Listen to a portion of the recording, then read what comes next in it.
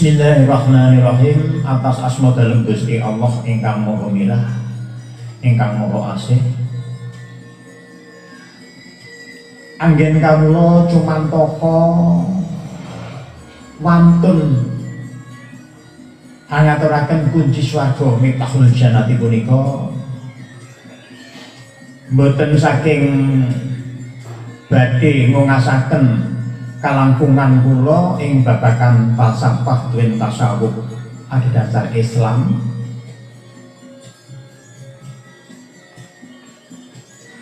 Ingkang kula pancen boten gadah kalangkungan babagan punika blas.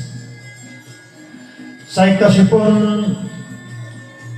namung saking kadringing akhlak tumrap bangsa kita ingkang sampun uwal saking rubeda napa Mas?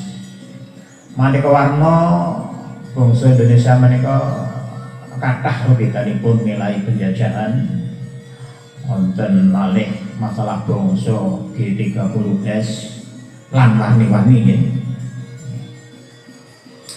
Saking pamanah kawula mobalipun panindak warni-warni ingkang mitunani masyarakat tuwin praja.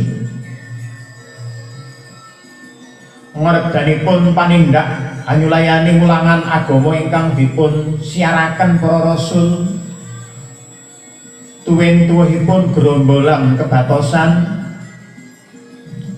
pinten-pinten ingkang sisik sembiripun cacat cinacat andadosaken karingkihaning bangsa punika boten sanes jalaran kita kesupen dating ingkang sinebut asma Allah.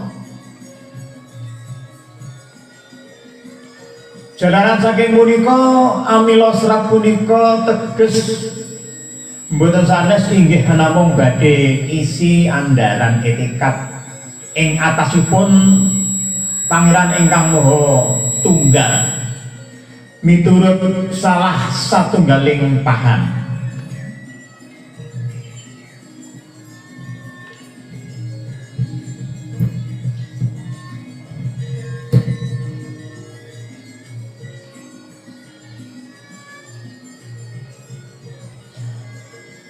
Pangandaripun adhedhasar dalil nahri utawi kitabing pangeran tuwin dalil akli nggih menika akal pikiran.